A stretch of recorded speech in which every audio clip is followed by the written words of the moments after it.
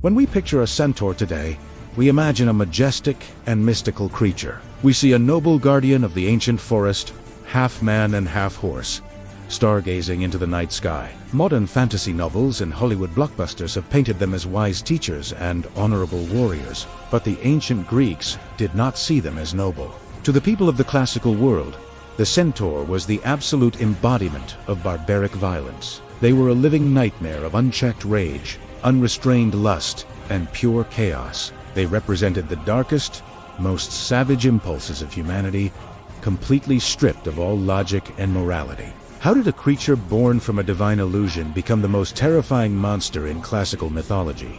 The true origin of the centaurs is a horrific story of betrayal, severe divine punishment, and a bloodlust that permanently scarred the ancient world. To understand the horrific nature of the centaurs, you must first understand the absolute depravity of their creator. Long before the half-horse beasts roamed the earth, there was a mortal king named Ixion.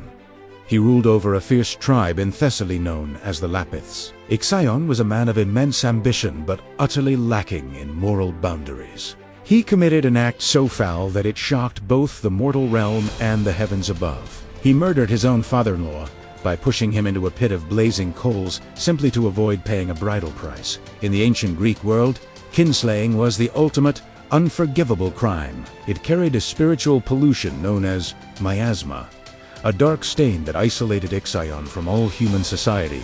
Every neighboring king refused to purify him. He was a castaway, completely abandoned by mankind. But Zeus, the mighty king of the gods, felt a strange twinge of pity for the outcast king. In a rare act of divine mercy, Zeus decided to purify Ixion himself. He invited the murderer up to the gleaming halls of Mount Olympus, offering him a seat at the table of the immortal gods. Zeus offered him ambrosia, the divine nectar of immortality, and welcomed him as an honored guest. This was the highest privilege any mortal could ever receive. Instead of showing profound gratitude, Ixion's twisted mind immediately turned to betrayal. As he sat among the deities, his eyes fixed upon Hera, the beautiful queen of the gods and the wife of his savior, Zeus. Consumed by a massive, arrogant surge of lust, Ixion decided he would seduce the Queen of Heaven right under the nose of the god who had just saved his soul.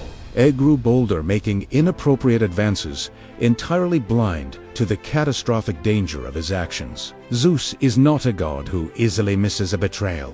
He noticed Ixion's wandering eyes and decided to set a trap to test the mortal's true nature. Zeus gathered the moisture from the air and sculpted a cloud into the exact, flawless likeness of Hera. He named this phantom cloud Nephele and sent her to Ixion's resting quarters. Blinded by his own vile desires, Ixion could not tell the difference between the divine queen and the misty illusion. He eagerly embraced the cloud. The union was an act of profound disrespect and unholy arrogance, and from that unnatural, twisted pairing, a true abomination was conceived in the heavens. The offspring born from the union of a treacherous mortal and a phantom cloud was not a god, nor was it a normal human. It was a twisted, deformed creature named Centaurus. He did not possess the majestic half-horse body we associate with the myth today. Instead, Centaurus was a hideous, misshapen human, completely devoid of any divine grace or mortal intellect. He was a creature of pure, raw instinct, born from a foundation of betrayal and lust. The gods on Mount Olympus looked upon the grotesque infant with absolute disgust. He was a living testament to Ixion's ultimate sin. Without a second thought, they cast the deformed child out of the heavens, hurling him down to the rough, unforgiving earth below. Centaurus landed in the rugged, wild mountains of Pelion, located in the region of Thessaly. Shunned by both gods and men, he found no place among civilized society. He wandered the dense, shadowy forests and the steep, rocky ravines completely alone. He had no language, no understanding of laws, and no concept of agriculture or community. He survived entirely on raw meat and wild forage. Eventually, in the deep isolation of the mountain wilderness, the deformed outcast found companionship not with humans, but with the wild, untamed Magnesian mares that roamed the slopes of Mount Pelion. Centaurus mated with these wild horses, And the result of this unnatural union was the birth of the Centaur race. This new generation inherited a terrifying combination of traits. From the waist down, they possessed the massive, muscular bodies of horses, granting them terrifying speed, bone-crushing physical power, and boundless endurance. From the waist up, they had the torsos, arms, and heads of men. However, they lacked the one thing that truly separates humanity from the beasts, the capacity for reason. The Centaurs multiplied rapidly, claiming the deep forests of Mount Pelion as their domain. They did not build cities, they did not forge tools or establish governments. They lived in damp, dark caves, sleeping on bare rock and hunting with primitive wooden clubs or massive boulders torn from the earth. To the civilized Greeks, who prided themselves on logic, architecture, and democratic order, the Centaurs represented the ultimate existential terror. They were the terrifying wilderness, given a semi-human face. They were a constant,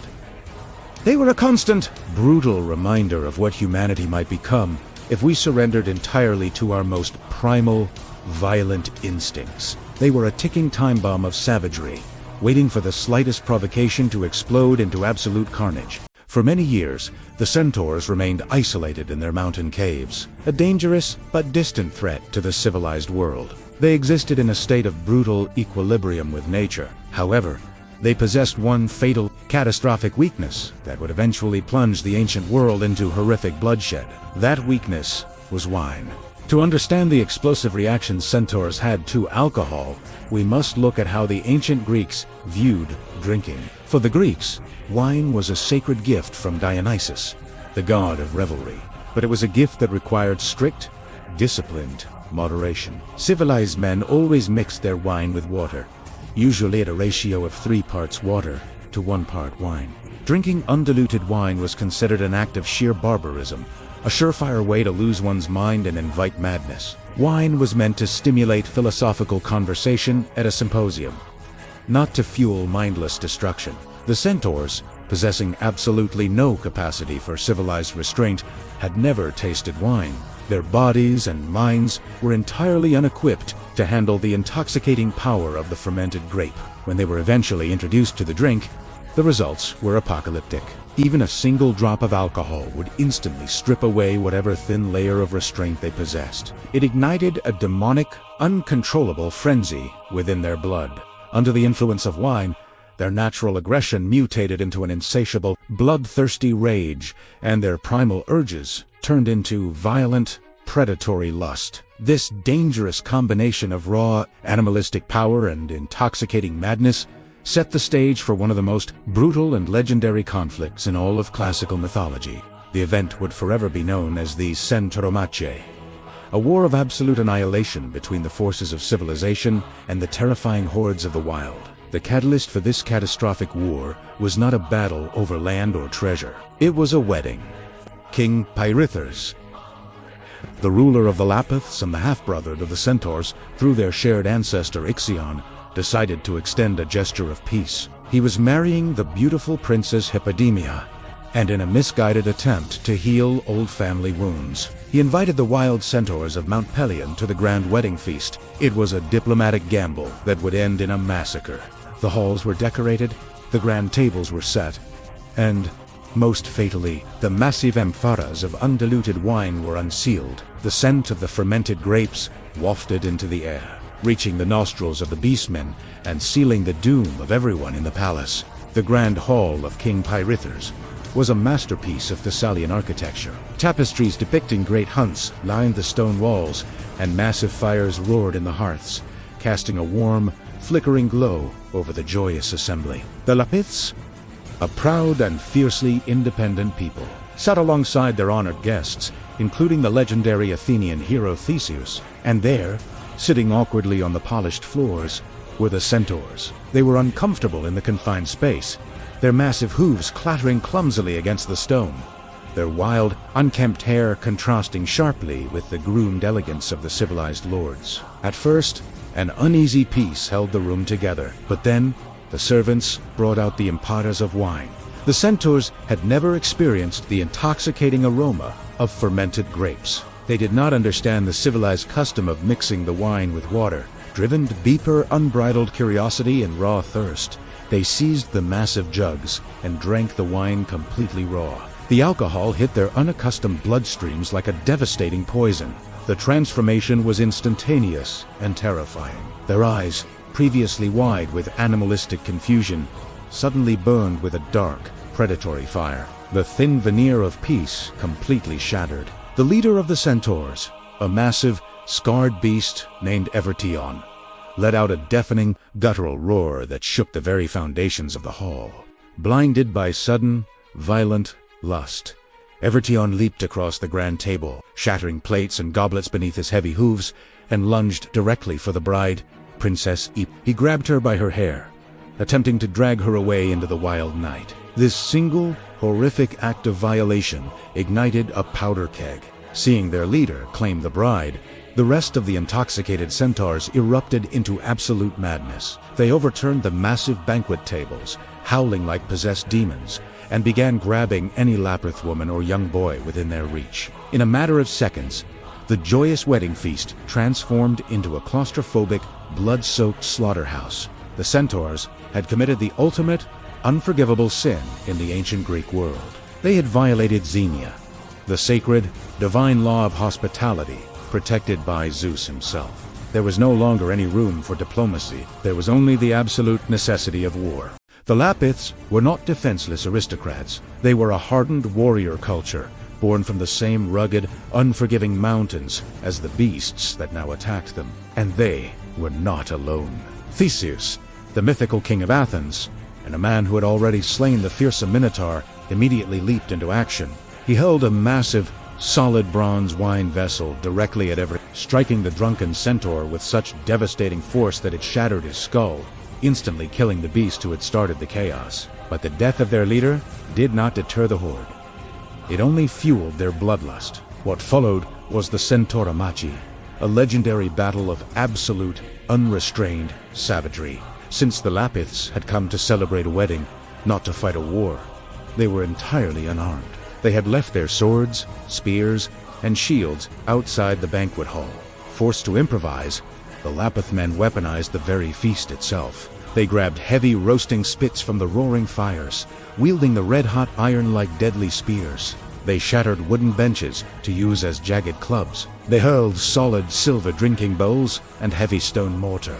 The Centaurs retaliated with terrifying, bone-crushing physical power. They used their massive horse bodies to trample the Lapith warriors, kicking with enough force to shatter human ribs and cave-in skulls. When they ran out of objects to throw, the Centaurs resorted to their bare hands and teeth, fighting with the desperation of cornered, rabid wolves. The Grand Hall became a nightmare of flying debris, screaming victims, and the sickening crunch of breaking bone.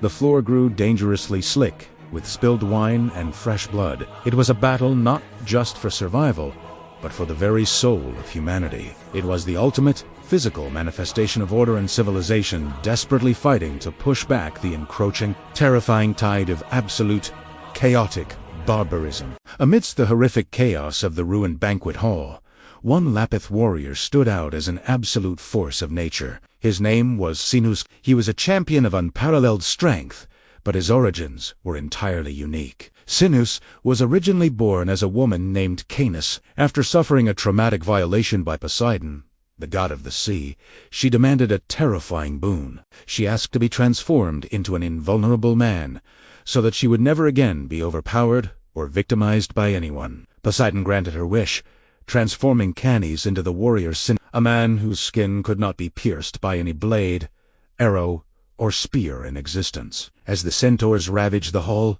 Sinus became an unstoppable juggernaut of vengeance. He waded into the thickest part of the melee, striking down beast after beast. The centaurs, infuriated by this single mortal who slaughtered their kin, focused their collective drunken rage entirely upon him. They lunged at Sinus, striking him with heavy swords they had looted from the fallen guards. But the blades simply bounced off his skin. They stabbed him with iron spits, but the metal bent and snapped against his flesh. Realizing that conventional weapons were completely useless against this divinely protected warrior, the centaurs resorted to the environment itself. They abandoned the banquet hall and tore outside.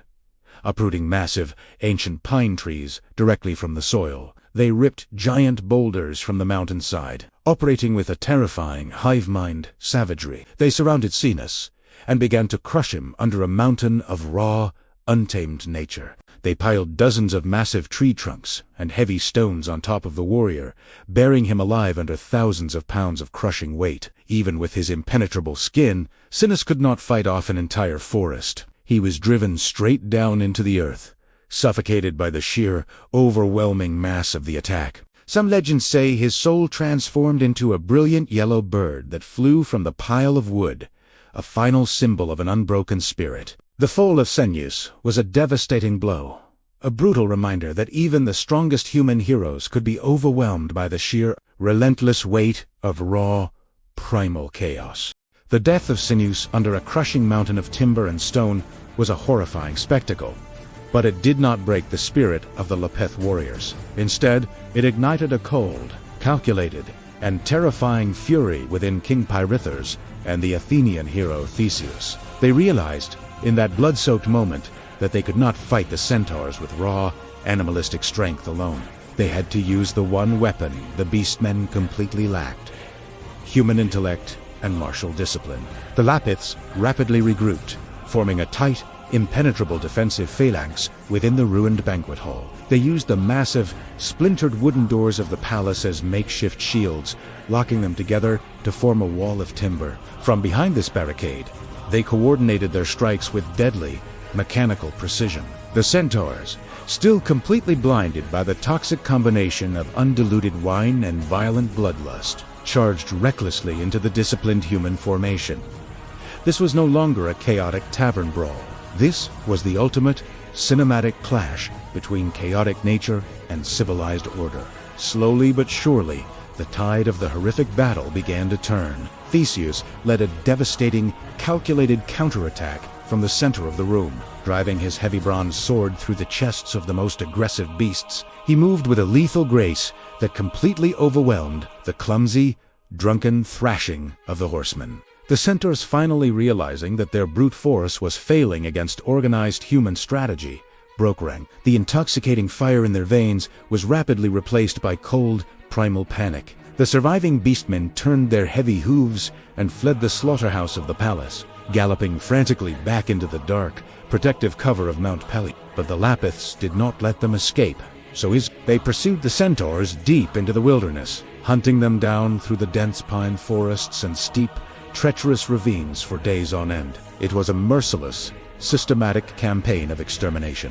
The Centaurs were violently expelled from their ancestral homeland of Thessaly, forced to scatter in absolute disgrace across the rugged landscapes of ancient Greece. They became permanent, wandering exiles, forever hunted and universally despised by mankind as the ultimate symbols of barbaric savagery.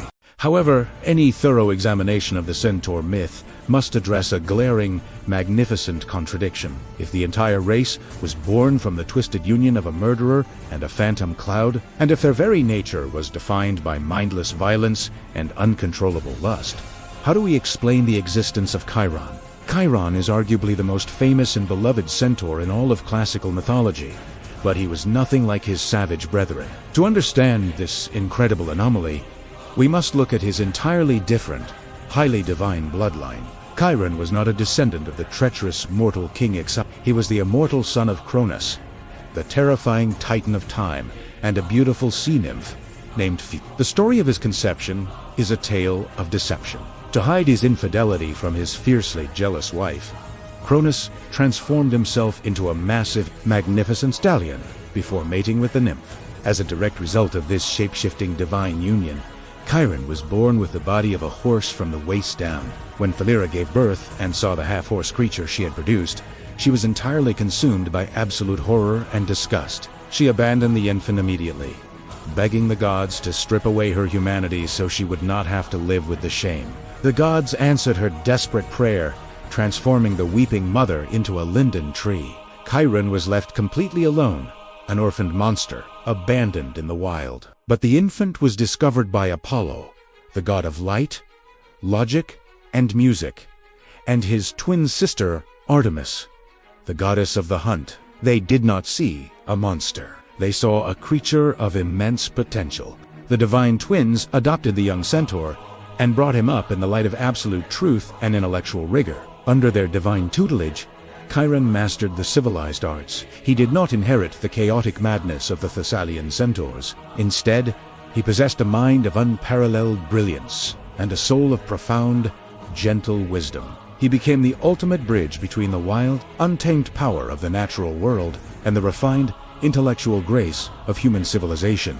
Chiron eventually established his home in a quiet, secluded cave on the slopes of Mount Pelion. The environment was a stark contrast to the filthy, bone-littered dens of the savage centaurs. Chiron's cavern was a pristine academy of higher learning, filled with carefully preserved scrolls, complex musical instruments, and vast racks of drying medicinal herbs. His reputation as a master educator, a brilliant philosopher, and a peerless physician spread far beyond the misty peaks of the mountain. He became the ultimate mentor to the greatest heroes of the classical age. When a mortal king or a divine deity wanted to forge a young boy into an absolute legend, they sent him directly to the wise centaur.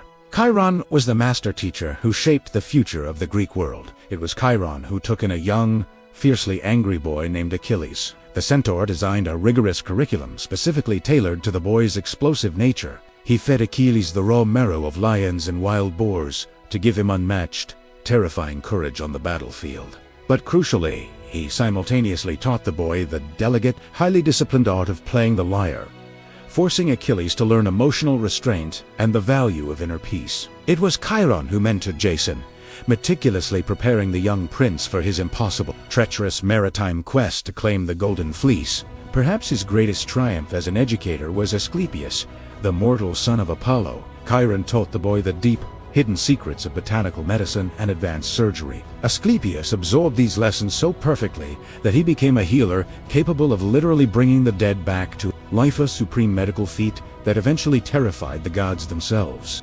Chiron was not just a teacher. He was a surrogate father who dedicated his immortal life to guiding the next generation. He taught young demigods how to harness their terrifying physical strength without ever surrendering to their monstrous primal instincts. In a world defined by the constant, brutal struggle against chaos, Chiron stood as a towering beacon of noble purpose. Yet, despite his flawless virtue and his monumental contributions to humanity, the wisest creature in ancient Greece was destined to suffer a deeply agonizing and tragic fate.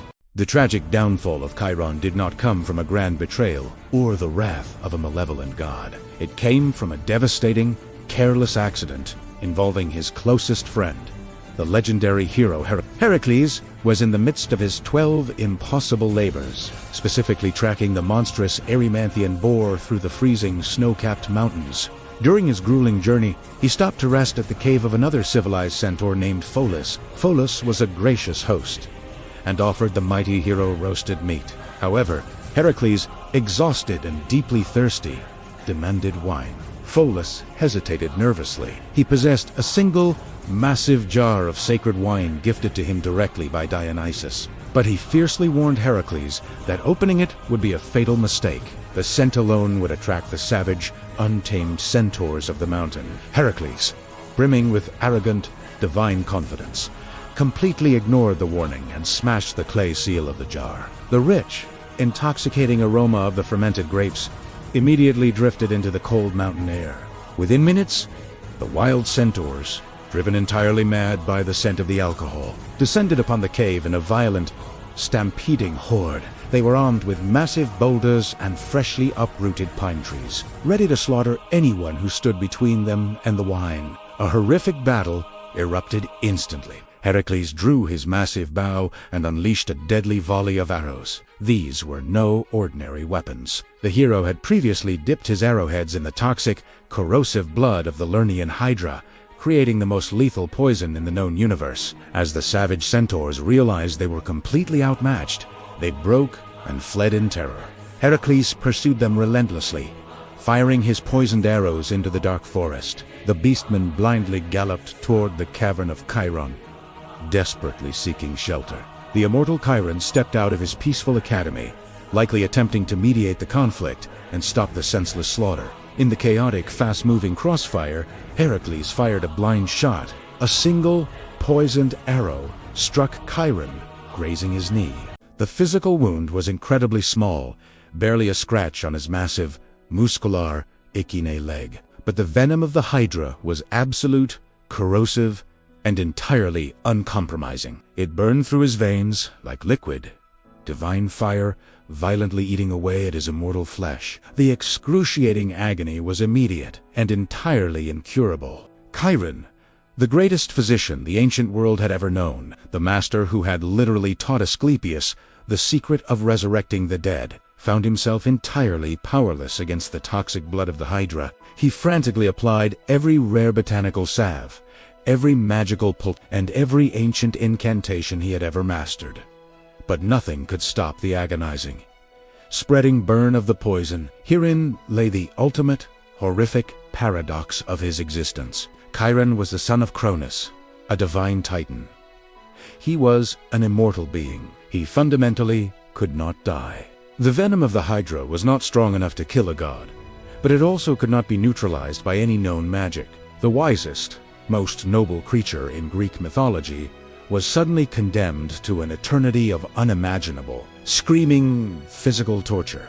He dragged his massive body deep into the darkest corner of his cavern, howling in a pain so profound that it physically shook the ancient roots of Mount Pelion. The legendary heroes he had mentored over the centuries wept bitterly at the entrance of the cave. They were the greatest warriors on earth, yet they were entirely helpless to save the gentle father figure who had forged their legends.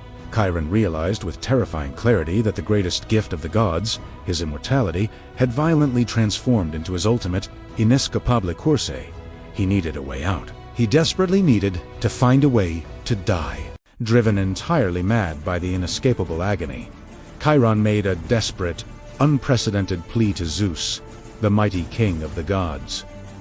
He offered to willingly surrender his divine immortality. He proposed a monumental cosmic trade that would alter the balance of the heavens. He would give up his immortal life force to save Prometheus, the bold titan who was chained to a mountain, suffering the horrific daily punishment of having his liver eaten by a giant eagle for the crime of giving fire to humanity. Zeus, deeply moved by the tragic, selfless nobility of the dying centaur, accepted the magnificent bargain. The moment the pact was sealed, the toxic, burning pain finally faded.